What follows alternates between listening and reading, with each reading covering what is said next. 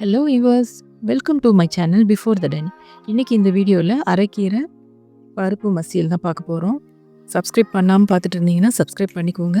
Subscribe பண்ணதுக்கப்புறம் பிடிச்சிருந்தா like பண்ணுங்கள். ஸோ பருப்பு மசியல் எப்படி செய்கிறது பார்க்கலாம். நம்ம தேவையான பொருள்லாம் ஓவரால் நான் காட்டுறேன், பாருங்கள். அரைக்கீரை, பருப்பு,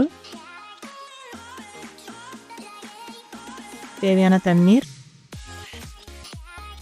பூண்டு, வெங்காயம், தக்காளி, பச்சை மிளகாய், பருப்பு வேக வைக்கிறதுக்காக இது, சீரகத்தூள், மிளகாய்த்தூள்,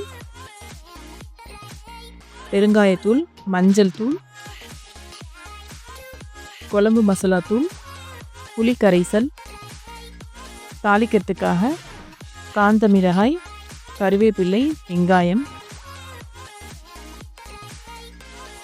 ஒரு குக்கர் வச்சுக்கலாம்.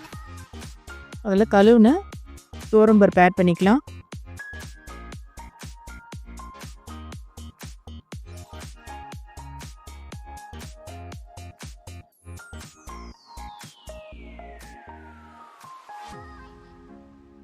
போதுமான அளவு தண்ணீர் ஆட் பண்ணுறேன்.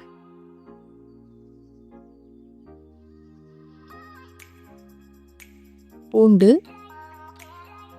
பச்சை மிளகாய், வெங்காயம், தக்காளி இதெல்லாத்தையும் இதில் ஆட் பண்ணுறோம். மிளகாய்த்தூள், சீரகத்தூள், மஞ்சள் தூள்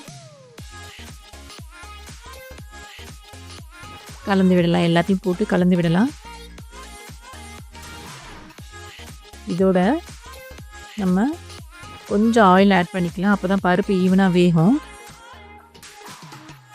இது கூட கழுவி கட் பண்ணி வச்ச அரைக்கீரை ஆட் பண்ணுறோம்.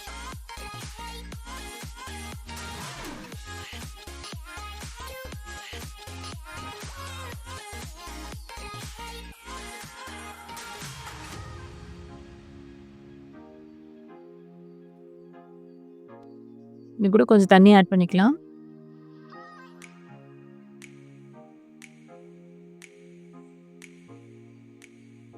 குக்கரை மூடி பருப்பு வேகத்துக்காக ஒரு 4 விசில் விட்டு எடுத்துக்கலாம்.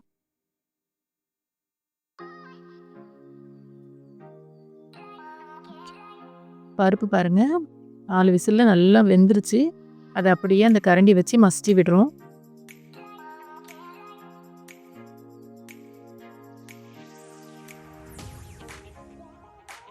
நல்லா மசிச்சுட்டு இதை அப்படியே ஒரு பவுலில் மாற்றிக்கலாம். இப்போது தாளிக்கிறதுக்கு தேவையான பாத்திரத்தை எடுத்து வச்சுருக்கோம்.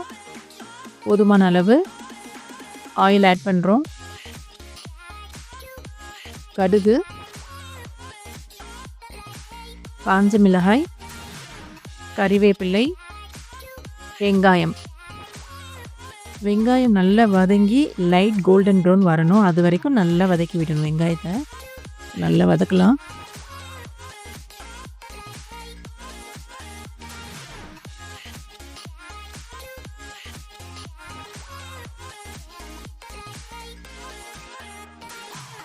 ஓரளவு வதங்கிடுச்சு.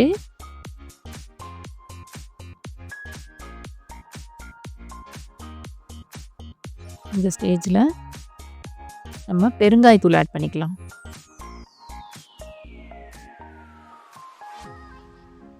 மீதி வச்சிருக்க மிளகாய்த்தூள்,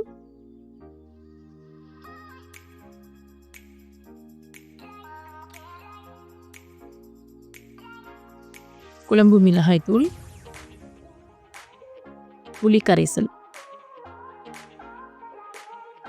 நல்லா கொஞ்சம் கொதிக்கட்டும். இந்த எல்லா மசாலாவோட பச்சை வாசனைலாம் போய் அந்த புளி கரைசலும் ஓரளவு வெந்து வரட்டும்.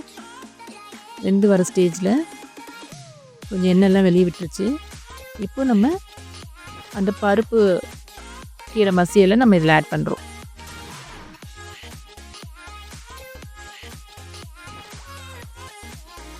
நல்லா கலந்துக்கோங்க. நல்லா திக்காக இருக்கும்.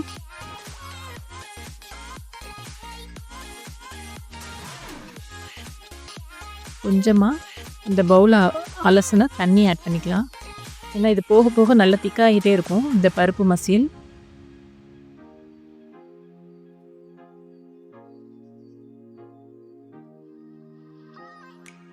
போதுமான அளவு நம்ம உப்பு ஆட் பண்ணிக்கலாம். டேஸ்ட் பண்ணி பார்த்துட்டு உங்கள் தேவைக்கு தகுந்த மாதிரி உப்பு ஆட் பண்ணிக்கோங்க.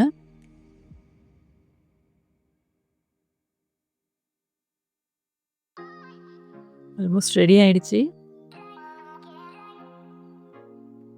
கீரையே சாப்பிடாத குழந்தைங்களுக்கு இந்த மாதிரி பருப்போடு மிக்ஸ் பண்ணி நீங்கள் செஞ்சீங்கன்னா சாப்பிடாத குழந்தைங்களும் சாப்பிடுவாங்க. Okay viewers, thank you.